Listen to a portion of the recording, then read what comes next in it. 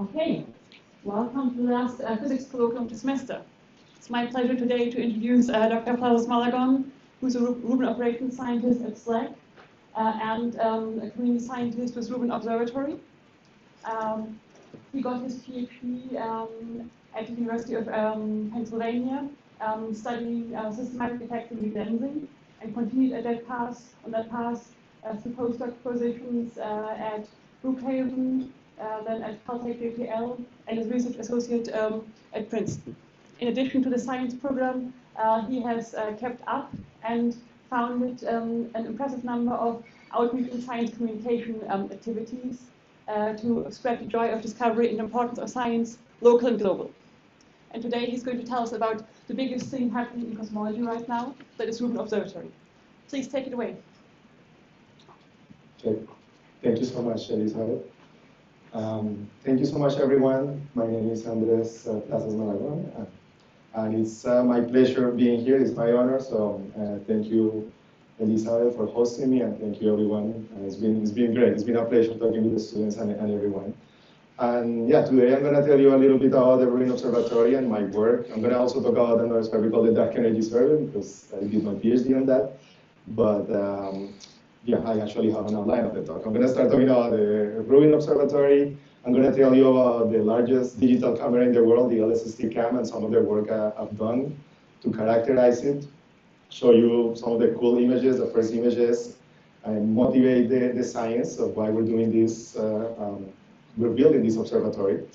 But then I'm going to focus on cosmology, which is my expertise in observational cosmology. I will do a review of our standard model of cosmology and how we can use gravitational lensing to learn about dark energy.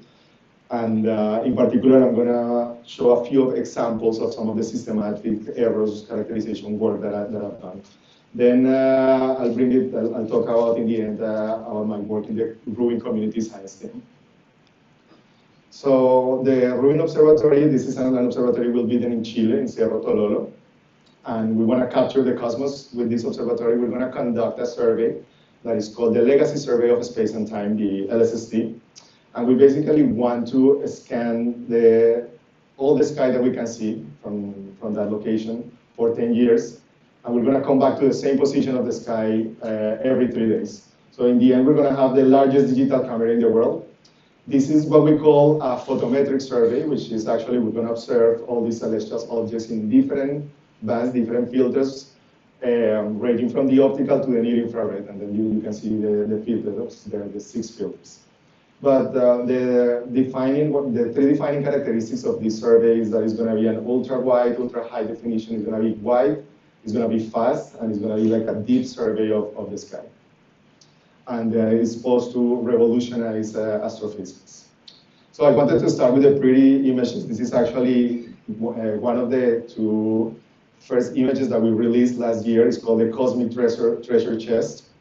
And another one of the amazing images that we released last year is of the Trifid Nebula, and I think there's the Lagoon Nebula as well. And it's like, quoting one of my colleagues in the New York Times, he said, like, the whole thing all at the same time, because one of the big characteristics of this camera is the great field of view you'll see. And it all started, I'm going to start with a selected timeline for this project, and it started like 25 years ago with a slide, with a napkin, not a napkin, but with a slide of the design of something called the Dark Matter Telescope. And actually it was Tony Tyson and the current director of the Claris Mirror Lab here in Arizona, Roger Angel, and David Whitman, who came up with an idea of proposing a 3-mirror fast telescope in order to do a large survey of the sky, to use cosmology, to use weak lensing to learn about cosmology. Well, maybe in 2010, then the project was chosen as the highest priority from the ground, the astronomical community in the United States. In a report by the National Academy of Sciences, recommended it as the highest priority. And then we started construction in 2015. We put the first stone, then the project wasn't called the Dark Matter Telescope anymore, it was called the Large Synoptic Survey Telescope. But then in 2018, it was renamed by an act of Congress, actually, as the Vera C. Rubin Observatory. She was an American astronomer who provided the first convincing evidence for dark matter, looking at the rotation of course of galaxies. And actually she collaborated with an astronomer called Ken Ford, and they did many of their observations here in Arizona, the Lowell Observatory and Kitt Peak. And Vera Rubin was also well known for her advocacy for women in astronomy. And this is the first major US observatory named for a woman. Also, Arizona is amazing, as you know, in astronomy, and I wanted to say also one of the biggest technological innovations of this project is the mirror. It's actually the main mirror is actually a combination of the primary and a tertiary mirror, and it was polished and finished here in the Richard Carey's mirror lab. It was cast in 2008, and then everything was finished in 2014, and it was shipped to Chile in 2019, and then brought to the summit in 2024. And it took 5 years because there was a pandemic in between, and it really was it was a rough time for everyone, including the Rubin Observatory. This is another nice picture of the mirror, and then this is another picture of the mirror that I like to show with people on top of it to show a scale of it. It's an 8.4 meter main diameter. And the key of this is that it will allow us to it will allow us to survey the whole sky at a very fast speed, and the speed is proportional to something that is called the ATNU, or the throughput, which is like a number that you get to multiply the effective mirror area by the field of view that you get, and then you get a number that is the largest number for all telescopes that we've ever built. So we're going to put these mirrors in the telescope that is called the Simony Survey Telescope. So sometimes it can get confusing, right? It's not called anymore the LSST, the Large Synoptic Survey Telescope, but the observatory is the Rubin Observatory. The telescope is called the Simony Survey Telescope, and now we also have the LSST camera. So this is the largest digital camera in the world with 3,200 megapixels, with a field of view, or with a diameter of field of view of 3.5 degrees, which is basically you can feel 40 full moons in just one snap, in one shot. And this is going to be fundamental to survey the whole sky, and then every 3 days. So as I mentioned, we're going to have 6 filters going from the ultraviolet to the near infrared. And at the heart of the camera, we have the detectors, which are called charge-coupled devices. And I'm going to be talking a little bit about these digital detectors and how the errors that come from this detector propagate into science. But these detectors, each one, they have about 60 million pixels. Each detector is divided in 16 channels, and they're grouped in electronic rats of 9 CCDs. So these are called 9 rats. Each one of these rats is like an individual camera. And the camera, everything was built as SLAC within 10 years with a very high precision. It was like a very high feature of engineering making this camera. It actually holds 2 Guinness records as the camera with the highest resolution in the world.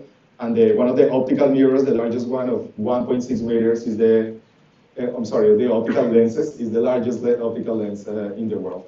So this is another nice picture of the camera in a clean room and at SLAC. And then this is again the focal plane, which I also wanted to shout out again to Arizona, because the CCDs, the focal plane, they come from 2 companies. One of them is called Teledyne. The other manufacturer is actually the Imaging Technology Laboratory here in Arizona, the ITL CCDs. So yeah, that's pretty cool as well, and that's why I'm also very excited to be giving this colloquium here today. So when you have a camera like this, you need to do a lot of tests, electro-optical. It's called electro-optical testing. A lot of my work also has to do with writing the software in order to characterize these properties. And when you have a digital device like a CCD, you can illuminate it with uniform light, and then you assume in Poissonian statistics, you get something called the photon transfer curve, which is like the variance versus the mean of that. And then the point of that is a very important curve when you're characterizing CCDs, and then you get parameters such as the electronic grid noise. You get the conversion gain from digital units or analog to digital units into electrons, or for example, the capacity of each pixel, what is called the full well, which is about like 100,000 electrons per pixel. So this is just an example of the type of characterization that we do. Question? Yes, yes. Can you go back? Absolutely, yes. So what's the matter with the gain that it drops off so sharply or towards the center? Why do we have like two types of gains? Or? Yeah, exactly. So in general, as this is correlated with the two families of detectors that we have. When you actually look at the histograms, they're not quite different, the gains, but because they come from two different manufacturers and two different families, we do tend to find different types of histograms and characteristics for each one. So here, I guess the scale is hard to see. That actually the mean value is not that different, but every time this is you're right, every time you do one of these plots, you tend to see the differentiation between the two families of detectors. And every time I have a student analyzing this focal plane, I say, did you separate by the detector types and all that? So yeah, that's a very good point. And this CCD, so the charge coupled device, is revolutionized astronomy. Of course, it was invented in the 70s. The people who invented it got the Nobel Prize in 2009. And one of the first cameras, or mosaic cameras of CCDs, when we were start thinking about putting a lot of CCDs to serve the sky, that was that one in the upper left there. It was called the Big Throughput Camera. It was actually made by my PhD advisor, Gary Bernstein, and then also Tony Tyson that I mentioned. So sometimes people call it the Bernstein-Tyson camera. But the point is that it's a historical instrument that is actually at the Smithsonian Museum in DC. And the CCDs, but then the CCDs that we have for the LSST camera, they belong to a different type of CCDs that are called like thick, fully depleted, back-illuminated CCDs. And it sounds like a mouthful, but I guess I want to focus on the thick part. What do we mean by thick? CCDs like in another camera, like for example, the camera for something called the Sloan Digital Sky Survey, which is in the second picture right there. One of the first detailed surveys of the skies. They usually have like a thickness of like 15 microns. But then when we started thinking about using this detector, the CCDs for doing cosmology, we wanted to be very sensitive to the red because of the expansion of the universe, and spoiler alert, the universe is expanding. Objects are actually redshifted, so their spectra is shifted towards the red. So because of the wavelength, the length absorbance of the light in silicon, you need to actually have like a thick CCD, which in this case of the LSST camera is about 100 microns. So I actually, they also, you can see the efficiency curves, you can see there on the right, on the left part, on the lower right. The blue one is showing us how these devices have like a very high efficiency in the near infrared part in order to be able to do more cosmology with, this type of devices. Then in the lower part, the lower left, there's a camera called, well, the upper part is called the Hyper Supreme camera. Then you have the LSST camera on the lower left, and then on the right, we have the dark energy camera that was built. It was also put in an observatory close to where Rubin is, called Cerro Tololo. It has 500 megapixels, and I actually started working on that camera about 20 years ago. I was preparing this talk, I found these very old pictures of me as an undergrad doing characterization of these devices at Fermilab, where the camera was being built. So this is like the first slide that we had with the detector, with the LSST camera. And then if you look closely, it's just full of donuts. So what's going on? That means actually that the telescope is out of focus. So you use something called the active optics system, which you use like actuators to change the shape of the mirrors, and then you like do feedback, open and close loops in order to put the thing in focus. And then voila, you're more in focus here on the left. If you look very closely, the detectors that are at the very corners, they still have donuts, and that's on purpose because they're actually off the focal plane, and those are the ones that you use to focus the telescope usually during the survey. Okay, but then once you apply the magic of the active optics system, then you get this image on the left here, which still doesn't look quite nice because this is a raw image. And I'm not gonna go, this is like a whole different talk as well. But a lot of the work that I did when I started working with Rubin was writing algorithms in the LSST science pipelines for something that is called instrument signature removal, which is actually doing that, which is a long change of steps to correct for everything that the detector is actually putting into the image. and just put the flowchart here, but you correct for things like nonlinearity, charge transfer, the gains, defects in the detectors, etc., etc. But then once you do the magic of ISR, of instrument signature removal, then you get something that looks nicer. I guess it's not as super cool, but it's like our colleagues were very, very excited when we actually saw this image in Cerro Pachon back in April. So then we did a press release in June of 2025, and that's me. I happened to be in St. Louis, in Washington University in St. Louis, and then I did an event, an outreach event, holding my 2-year-old, and that was a lot of fun. And then this is one of the movies actually of the first images that we published, and I wanted to share with you because it's pretty cool. And I encourage you to go to rubinobservatory.org, and you're gonna find an app. I guess there is a lot, but go to the app, and then you can actually spend a lot of time. I spent a lot of time zooming in, zooming out. There is a version of this that has sonification, which if you pass your cursor, it's gonna produce different sounds. But here you can start appreciating the galaxy density, how you're going deeper, how you can get more details in such a way that we have not had before with another type of instrument and survey. And yeah, we're gonna do that for the whole sky. So here, this sequence of images of one part of this the first light image is showing all the instruments. This is one from Palomar in 1994 of this particular part of the Virgo group. Then we have the Global Sky Service that I already mentioned in 2000, one of the pioneers of this galaxy survey, the Sky Service. And then we have another one in Hawaii called Pan Stars. So then you can actually see the transformational quality that we're getting with the LSST. So with this, with the LSST and with Rubin, we wanna revolutionize astrophysics in mainly 4 science areas.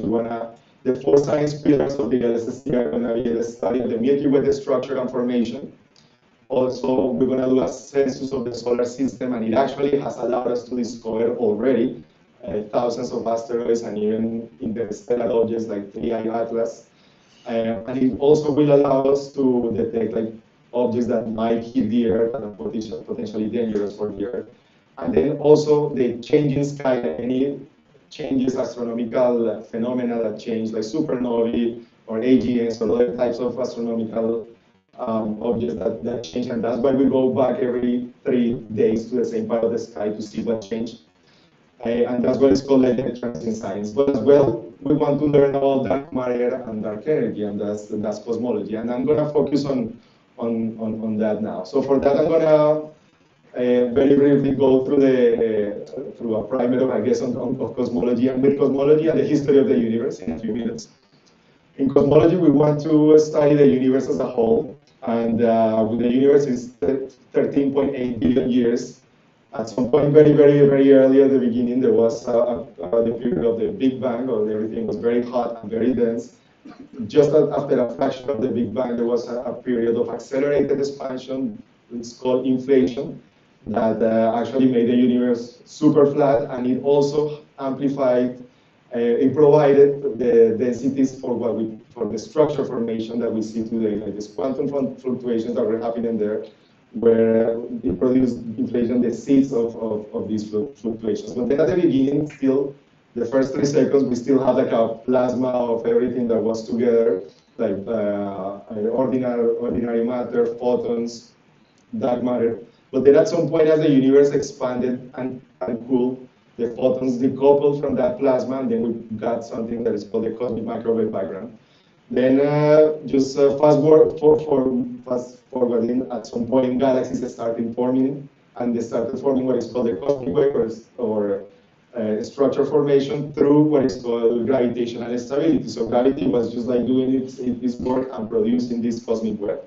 But then the universe was expanding, and then about 4 to 5 billion years ago, the universe started actually expanding in an accelerated way.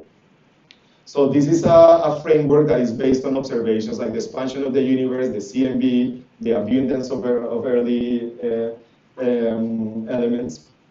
And it has this observation, of course, of the accelerated expansion of the universe. So we actually, this was discovered in 1998, and the teams who discovered that got the Nobel Prize in 2011. We don't know the physical nature of whatever is causing the acceleration of the universe.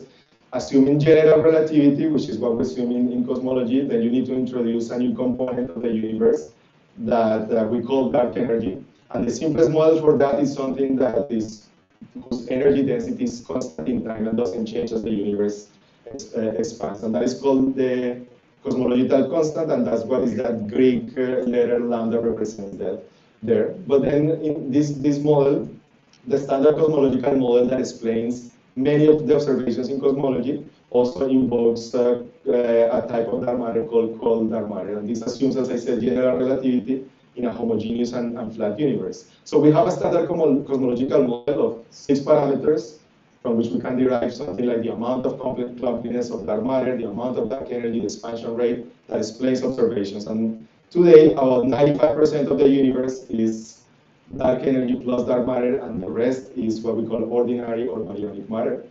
So this is okay, it's good that we can explain a lot of observations, but it's a model that calls for non-components beyond the standard model of particle physics.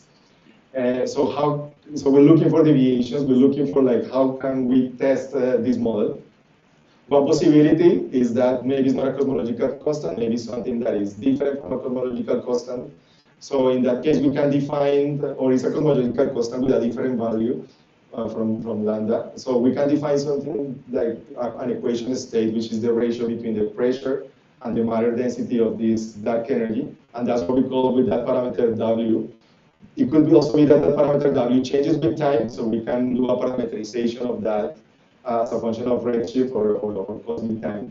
And then recently, there have been projects like the dark energy spectroscopic instrument, similar to DES, but not DESI, that have shown that there are hints maybe that dark energy might be changing in time, but this is not fully there. It's not conclusive. So, but it's very interesting as well. And there are other observations that tells us that some of the cosmological parameters that we derived, like from the early universe, for example, we find different values for the amplitude of matter fluctuations in the early versus the late universe, or different values for the expansion rate with different methods. So these are hints that are showing us that the model needs to be updated. So one way in which we can learn about dark energy is using gravitational lensing, and gravitational lensing is the bending of light by any distribution of matter and energy.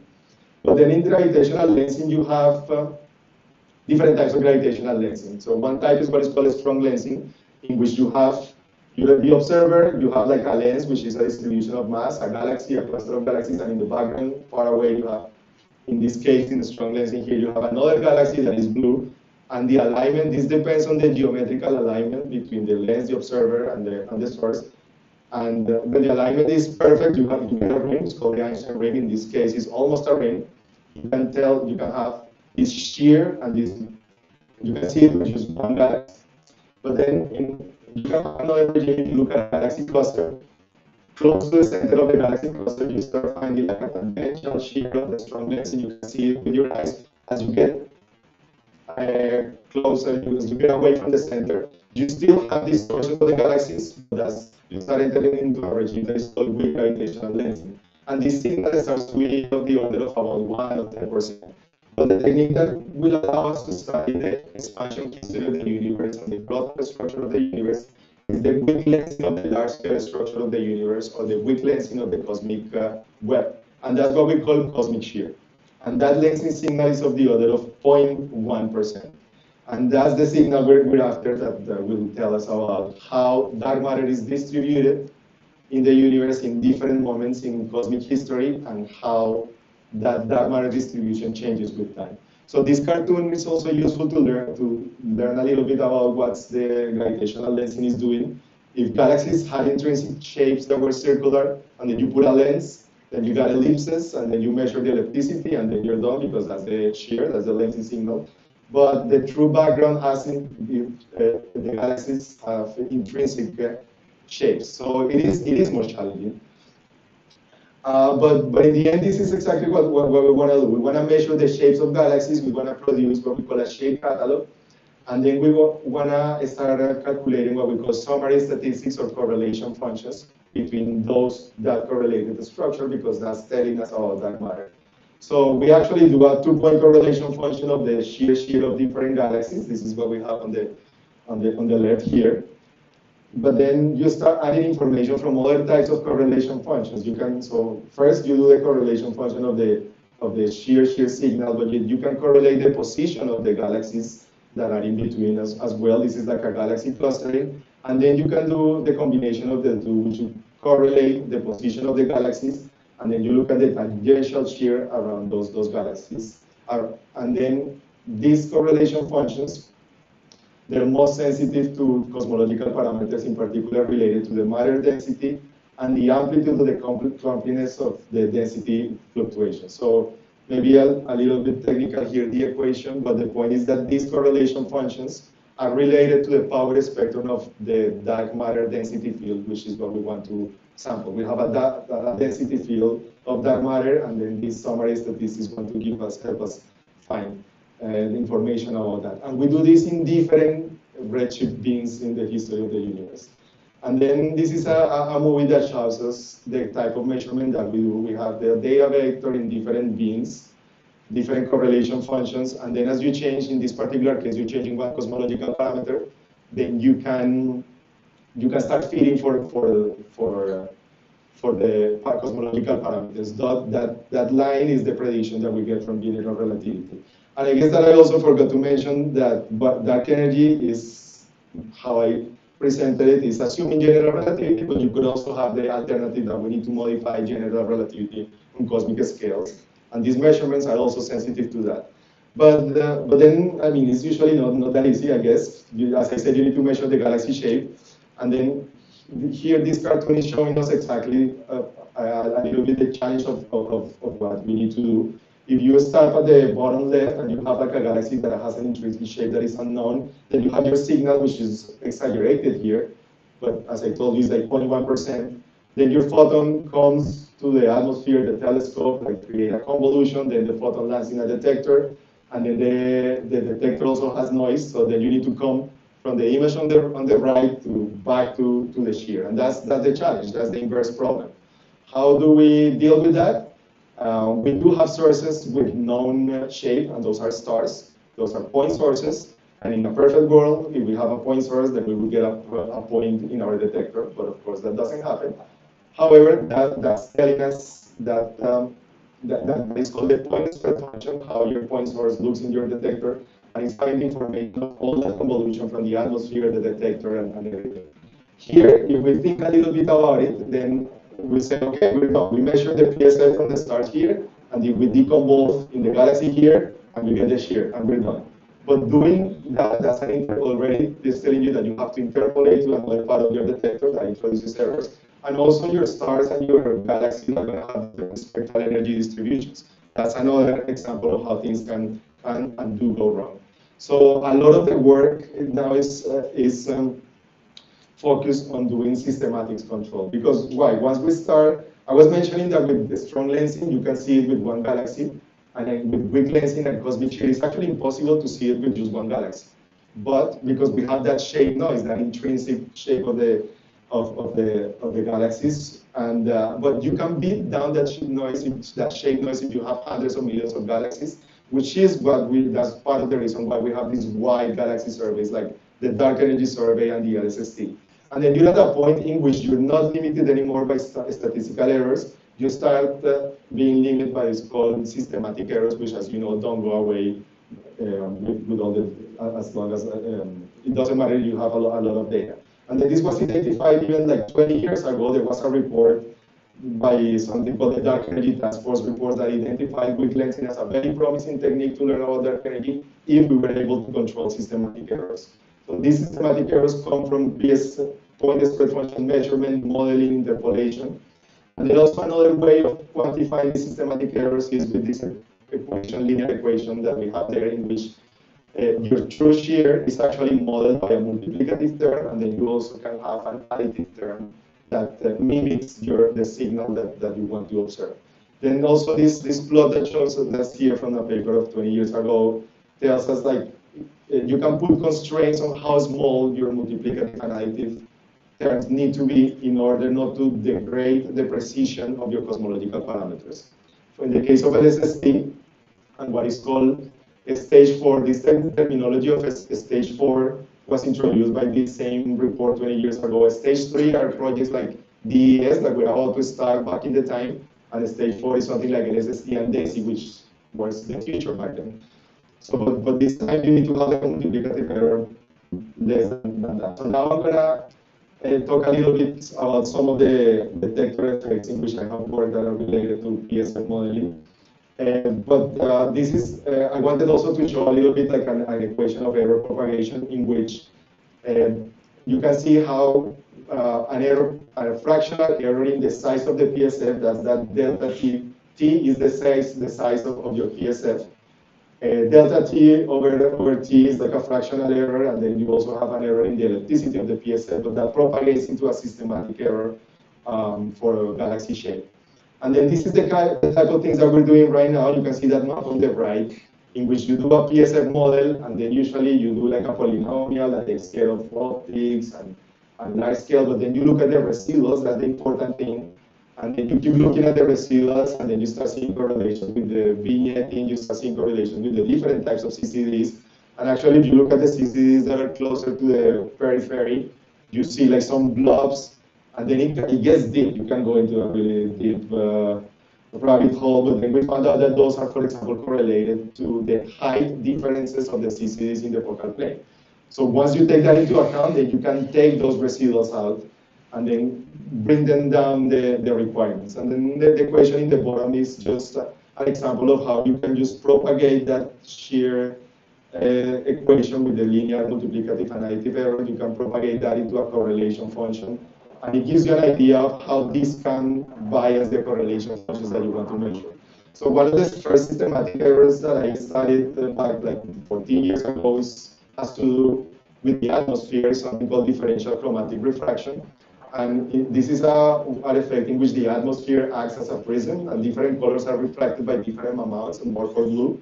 And that introduces a stretch of the image along the zenith direction that depends on the source of spectral energy distribution that could mimic a weak lensing signal. That's that R term that is there.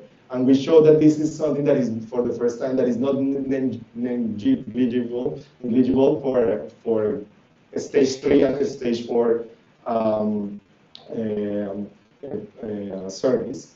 So you can, that stretching induces like a big term, like a convolution that is going to mimic your weak lensing signal. So we measured that and we compared it with the requirements for DES and LSST, which are those gray bands here in the center. And we showed that in the blue as expected, for different types of stars and galaxies, this is something that needs to be taken into account. Or that you need to be careful if you want to include G band or blue bands into your analysis. So we included that in DES, and right now we're studying the impact of that in the that it's going to have for LSST. And then you can see that other plot is showing the comparative, the LSST, the correlation function that you get, the contribution to the correlation function that you get from statistical errors as the black line. If you don't correct for this DCR, then you get the blue point, the green points. If you correct for DCR, then you get the red points. That you still see that even at larger scales, there's still some work to do with the current correction that we have. But that's one example of a systematic error I've worked on. And I wanted to mention two other type of systematic errors coming from the detectors themselves. And coming back to these fully depleted, back illuminated CCDs, you can think of them actually as like a skyscrapers, like here, like the DCAM CCDs, they're 250 microns long. But the LSST CAM CCDs are 100 microns, but the size of the pixel is 10 microns. So it's like a ratio of 1 to 10. And what's happening is that normally you have an electric field in the back of the CCD that is going to transfer your charge that is photogenerated by the photoelectric effect. It transfers it to a potential at the front of the of the CCD, and then you start doing your charge transfer, and then you read it. But this type of CCDs could also have spurious or other type of electric fields that I call them, that we call them transverse electric fields, that could actually start pushing your charge around from one pixel to the other. And that's going to be a problem, because that means that if you thought that your galaxy was here, but it's actually, you measure it here, that induces an error in what we call astrometry. But it also induces an error in photometry, and then again, that propagates into PSF modeling and shear measurement. So you can have different types of sources for these transverse electric fields. You can have space charges in your detector, you can have impurities in the detector, or even close to the edge of the detector, you can have the formations of the electric field. So one example of impurities in the detector is this effect that we call the tree rings, which actually, when you look at a CCD with a uniform light, in a perfect world, then every pixel, if you illuminated the CCD with uniform light, every pixel should have the same amount of light. But then you say, okay, then this pixel didn't get 100, this pixel got 80, I don't know, in whatever units, 80%. Then you say, okay, that's fine, that's my correction function. It's called the correction factor. It's called efficiency. And that's what your flat field is supposed to correct for. But when you have something that is actually moving the charge around, like these tree rings, you cannot just correct like this, but correct for it like that. So back in 2014, using on-sky measurements, we demonstrated for the first time that these were actually effects that cause the charge to be moved around. And this is actually that map here, that big map here of the dark energy camera that has what we call the astrometric residuals. After we correct for a lot of other things that could cause astrometry, like atmosphere, optics, you still see these correlations with the tree rings, and it shows us that the charge was being moved around. So we developed a method in which we measured the profiles of these tree rings in flat fields, and we were able to predict an astrometric signal from that. We were able to show that due to the conversion depth of light in the silicon, the blue light actually should have higher amplitude because they get converted closer to the back of the CCD, so they transfer during more time towards the front of the CCD where they're being collected.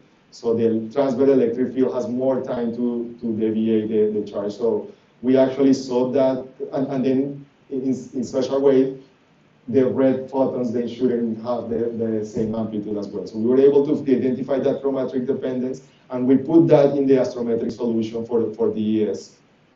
And then right now I'm doing the same, but for LSST CAM, I guess the eternal return of the same thing, I guess.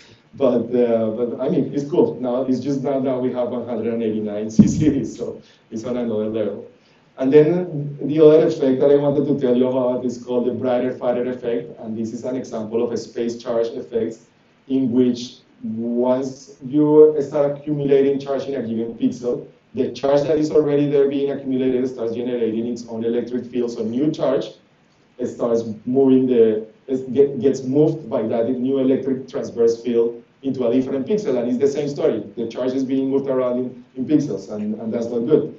And then that means that the PSF size increases with flux, hence the colloquial name, brighter, fatter effect.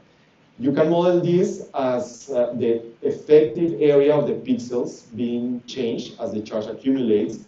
It gets deviated from a perfect grid, and it changes. You can come up with a phenomenological model in which you can get the boundary displacements as a function of the charge in each pixel, and then put the charge back where it should have been. And we did that for DES, that it corrected for about 90% of the effect, and that was good enough for DES.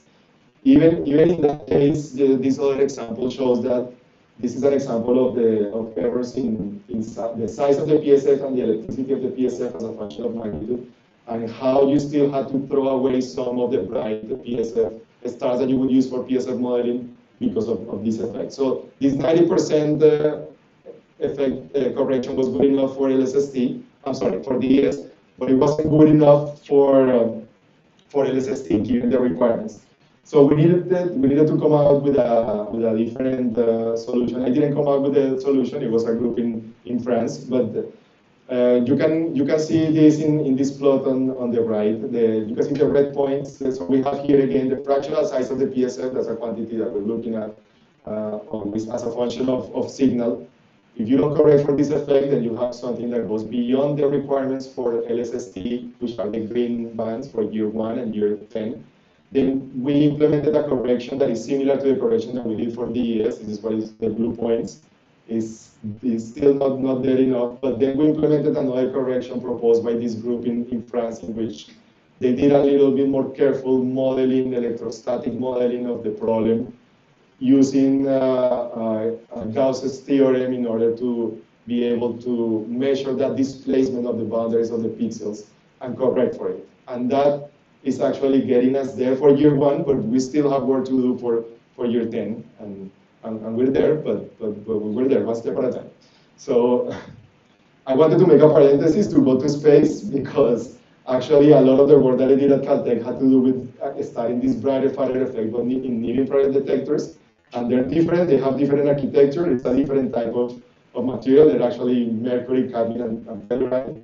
But you can also find this type of effect we were able to measure that with a projector that we had at Caltech, in which we put like a grid of stars, and we were able to measure how the charge was being redistributed for like a central part of the stars into the surrounding area, which is what you see in that plot. That plot in the blue is the charge in the center.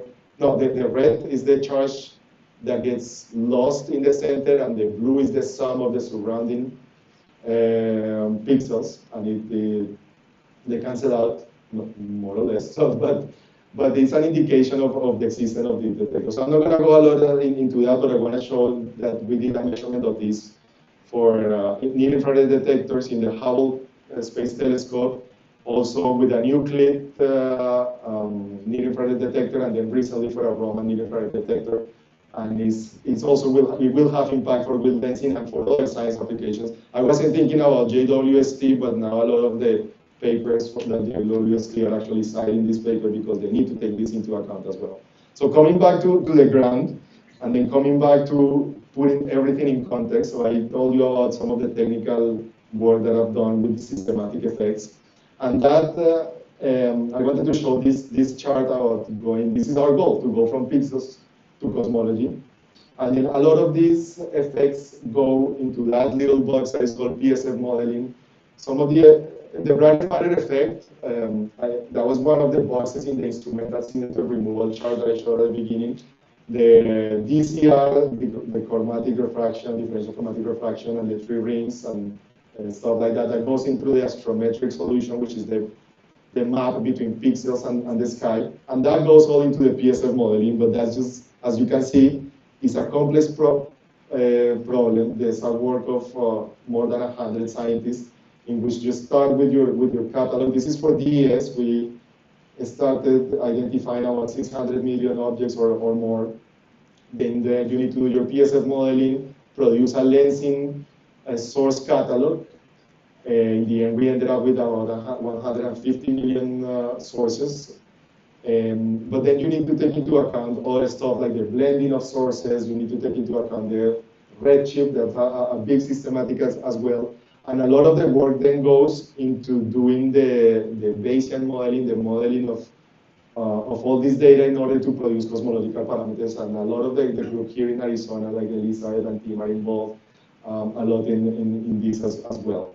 So then in the end, that's putting everything in context in order to get the cosmological parameters. And then after like 20 years, we recently showed some of the first cosmological results from DES, and it was an emotional moment for me. I guess I wasn't super involved in this because I was involved in other, in Rubin and other stuff, but I did some of that early work, and it's pretty cool. So we produced the largest weak lensing catalog today. In Lambda CDS, we don't find significant evidence for inconsistency between the DES and the CMB and LA Universe probe for DES and other complementary probes. We do find a lower systematic value of that. This S8 is a combination of the amount of dark matter and the clumpiness of dark matter. So, but it's not super statistically significant. And then also one thing that I didn't mention, but this is the first time in which we combine 4 plus of dark energy. I've only talked about weak lensing, but I already started introducing how combining things in such a way that the sum is going to be greater than the parts. We combine correlation functions. And there's like this 3 times 2 point analysis. But you can also combine different probes. So weak lensing of the large scale structure is one probe. You have other types of probes like supernovae or something called variant acoustic oscillation or dimensional galaxy clusters. And with DES, we have different probes with different systematics that will increase the power, the constraining cosmological power of the project. So in the end, we got constraints similar to what the CMB gives us, but we constrain in the end equation a state of dark energy to about 4%, but we find something that is consistent with lambda CDM.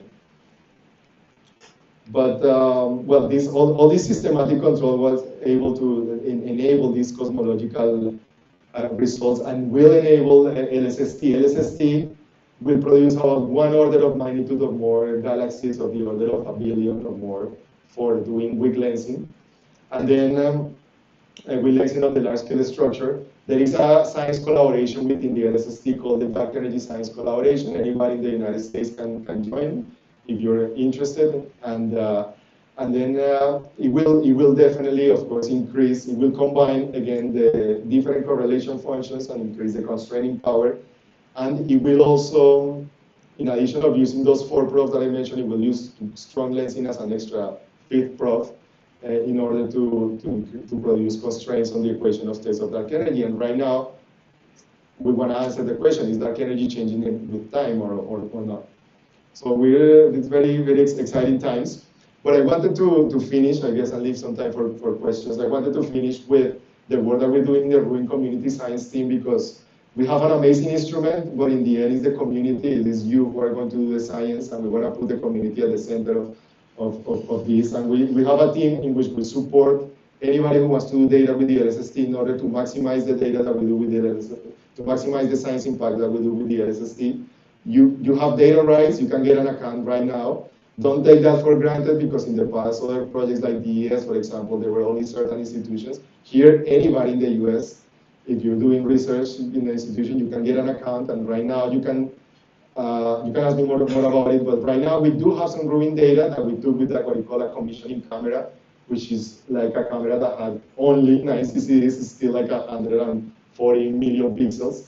This is called like data preview 1. You can still, it's not a lot of area, but you can still start playing with the data, with the Rubin data. There's 7 fields for different science cases. For cosmology, we have some extragalactic fields that overlap with other telescopes like Euclid. And I even started writing a paper with a colleague that I met in a conference in Mexico last year. It's like about doing a star galaxy separation with machine learning techniques with DP1. So you can even do science with it. And I know other people are doing science with this. And I wanted to mention that in addition to, I talked a lot about what we call static science, but I did mention the transient science.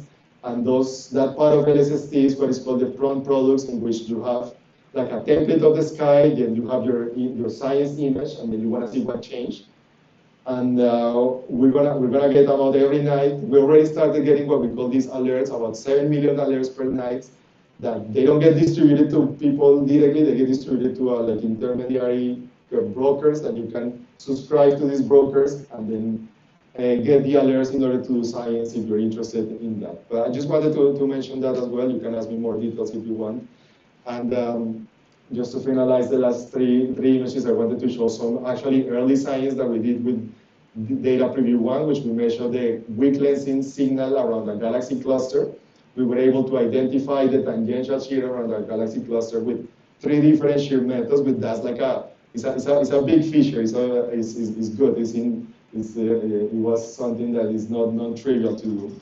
And then with this data preview 1, but then in a few months, we're going to have the next data preview that is going to have about 3,000 square degrees, and that's really sizable. I guess I didn't mention this, but the dark energy survey is about 5,000 square degrees. Rubin is going to be the whole thing, the LSST, but here we're going to have like a very large chunk of the sky. For this data preview, 2 that is gonna be released in a few months, between July and September. So I do encourage people to start using Rubin data. And then also the other thing that I wanted to mention, that we have the combined power of multi-probes. We also have the combined power of multiple experiments in different wavelengths, because Rubin is not happening in isolation. There are other projects from space, like Spherix, the Roman Space Telescope, Euclid, then other CMB projects planned in the future, and then people are start thinking about these kind of things, how to do, for example, joint processes or combining all this to maximize the constraining power of science, in particular cosmology. Just to finalize, I wanted to also mention some of the accessibility work that we've done in the community science team, because we want to remove barriers for research. So we've done some research into looking into universal design, looking, for example, alt test into our documentation. Then in the center, we have like a guide for writing our tutorials in the community science team. For example, looking at different colorblind friendly plots. We organized what we call a Jupyter Notebook Accessibility Hackathon, led by colleagues from the Space Telescope Science Institute. And then we commissioned experts in accessibility, and we paid them to do an accessibility evaluation report on the Rubin Science platform. And then we got the report, and we're implementing the recommendations. And also another topic I'm interested is in removing barriers of language. And we got a small grant to do like a literature research to produce some recommendations to overcome language barriers in the Rubin Observatory for people who use English as an additional language. And then another thing that also I'm passionate is mentoring and research and outreach, as Elizabeth mentioned, but I don't have a slide on that. But there is one thing that I want to do is to increase the participation of LSST and to promote the development of astronomy in Colombia. So we have a program, a virtual program, an undergrad virtual program of 10 weeks in which we pair students in Colombia with researchers of other parts of the world. And I've talked to my friends in the LSST and tell them, hey, you want to mentor a student? Volunteer, sorry, I can't pay you. But we've had some interesting projects, for example, about doing photometry for SLAC, Starlink, satellites, or doing like a deep learning, using machine learning for point square function, or doing some cosmological tests, the software that we use for the correlation functions. And also I had once the students do some reports of the LSST camera. And then another thing is that thinking about using Rubin data in the classroom. The Rubin Science platform is not quite designed for teaching, but in principle, your whole classroom could have accounts on the RSP and do something like that. We did something maybe not similar, but I'm an associate in the physics department at Harvard, and we used a little bit some of the Rubin data to integrate it in collab labs with the use of generative AI, and it was a way of getting undergrads into using Rubin data and also with generative AI, so we can talk about that later. This is just for reference. Go to rubinobservatory.org. Everything is there for scientists. And yeah, just a reminder that this is like a team effort, a lot of people. And let me finalize with some nice pictures of myself with Rubin. And actually, I have a picture there of my time at BCAM observing in Tololo. And the picture on the right, it was actually the first time I observed ever. It was at Kitt Peak. So I just wanted to show that because it was very cool. Thank you.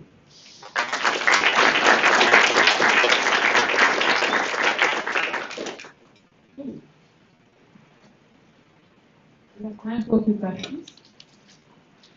Hi, guys. Great talk. I was wondering, when you increase the number of galaxies with LSST for measuring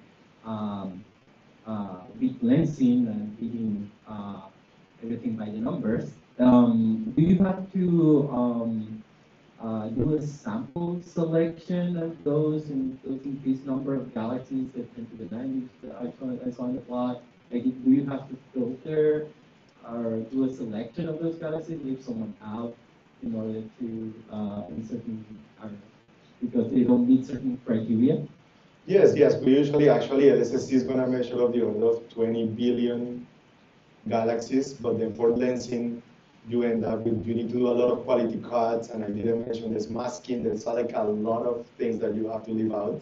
And yes, you end up with something smaller. With DES, I mentioned initially we had like 600 million objects, but for the shape measurement, you end up with like 150 only, I guess. But yes, yes, we need to do that. Now, brighter factor and other effects in CCDs. Is that something only astronomers care about? The physics of it sounds pretty universal, and other people using these effectors might also be interested. Do you know? Yeah, as in physics, you know how to do approximations, I guess. You need to ask yourself, what's your signal? And do I care about this effect or not? So this is for a long time, these effects are like of 1% of the order of 1%. But after a signal that is like 0.1% of galaxies, and then you do your error calculation, and then you realize that this is a big part of the error budget.